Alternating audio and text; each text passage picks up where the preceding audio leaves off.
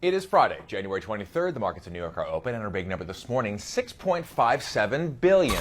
That is McDonald's revenue for the last quarter. It's a big number indeed, but it is down from the same period last year by over $100 million. And profit, well, that's down 22% from last year. Sales dipping across the franchise from here to Europe to Asia. Hey everyone, I'm Dan Kleffler in New York. So here with the details on a bit of a challenging quarter for McDonald's is Mike Santoli from Yahoo Finance. And Mike, McDonald's really had a tough time last year at the end of the year, as well as the entire year for 2014. What were some of the reasons behind that?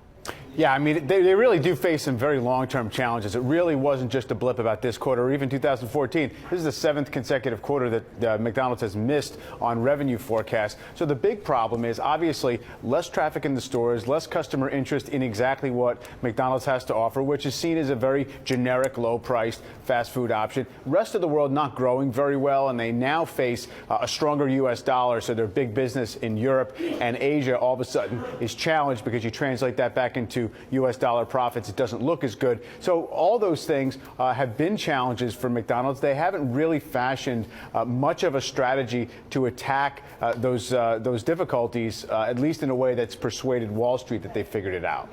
Okay, so you've got sales down, you've got profits down as well, but shares actually higher today, right? Explain that. Well, I think expectations have been so low. They've really been beaten down on Wall Street for McDonald's. And there was a little bit of a bright spot in terms of domestic same-store sales. They were not as bad as expected. That might be a glimmer of hope that maybe the slide is at least stalled right now within the U.S. And I do think at some point a lot of investors are looking at this big blue-chip stock that's in the Dow Industrial Average and has a pretty good dividend yield, and they want to look for a reason to think that it might actually recover. It might be a turnaround candidate. I don't think they're seeing it really in terms of the CEO's strategy or really in growth in the rest of the world, but they are seeing glimmers that maybe they've arrested the decline a little bit. How's McDonald's doing as far as competing in the fast casual business? I know you've got the Chipotles of the world that are out there really gaining more of the market share, but McDonald's, what's their strategy? Do they have one then to even go up against that? I mean, it's a slightly different model.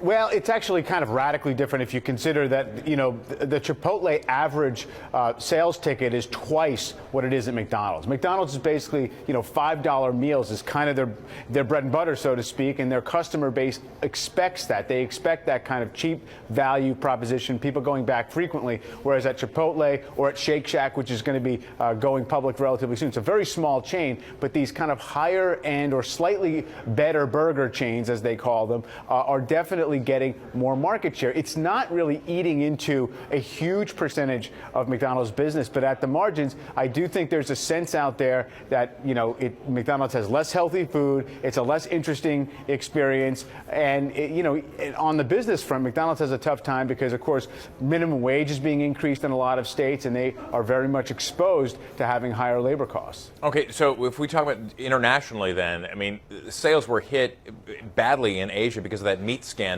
Is that a one-time thing? Has the company sort of bounced back from that?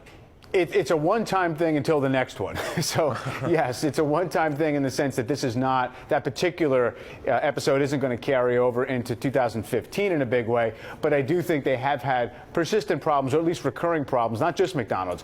Every international food purveyor in China specifically has had issues with exactly, you know, occasionally having these sort of tainted meat type scandals, so to speak. So I do think it's something you have to be on alert for, but that's not going to be, I think, a story for how, you know, Wall Street views McDonald's or U.S. customers do either. And yet billions and billions served. Mike Santoli from Yahoo Finance. Mike, thank you. Have a good weekend. Okay, thank you. You, of course, can keep up with the latest headlines right here on abcnews.com. You've been watching The Big Number. I'm Dan Kleffler in New York.